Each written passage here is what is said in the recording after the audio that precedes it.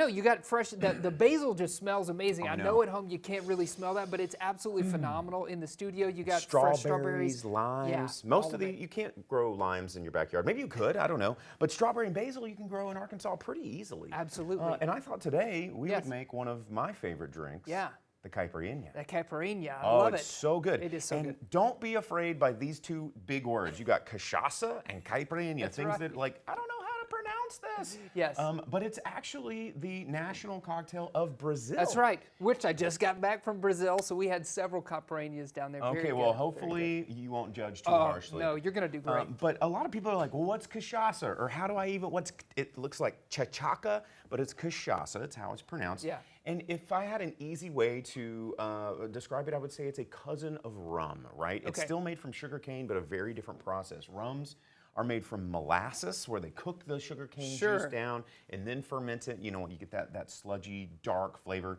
But cachaça is made from fresh pressed sugarcane juice and then is immediately distilled. So it makes a crazy different flavor. And a caipirinha is the easiest thing ever. I would say its closest cousin is the daiquiri. Oh, which wow, is just okay. rum, lime, and sugar, Yeah, right? just a few ingredients. Few ingredients, but this is, it's not shaken, it's a built drink, and you take some lime wedges. You want to take about a half of a lime, maybe a little lime and a half, like 4 wedges. It seems like a lot of Does lime. seem like a lot. And you want to put them peel side down in your glass, right? So you toss them in there. I'm going to use all of our limes. And then you get a muddler, which is this guy right here. And then you want to like put a sugar cube or 2 if you're a beginner. We'll start with 2. I like it. And then you just want to muddle those sugar cubes down into that juice. You know, you're expressing the juice, expressing the oil. You're getting it all limey and yummy. So I'm going to do this one for me, one for you. And as you're doing it, you want to do a twist motion. You push down and you twist. That's how you muddle. You're not trying to just pulverize it. You're trying to get the juice out of the fruit and then get the oils out of the peel. So now that you got this nice little slurry, the rest is easy. You just put cachaça on Get top. cachaça on top. That's You it. top it off with cachaça. So the Brazilian recipe is 3 ounces.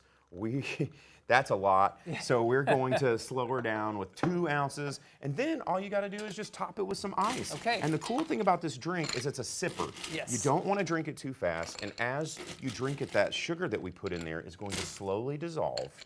And it's going to make a really, really lovely drink. So you just give it a stir. And it's made to just sit there in the glass. Yeah. The ice is going to melt, and it's going to fall all over your workspace. The table, yeah, absolutely. When you get And in you the can way. top it with a little soda water if you want, but pretty much that's it. That's it. Yeah. Cheers, man. Cheers. Try this out.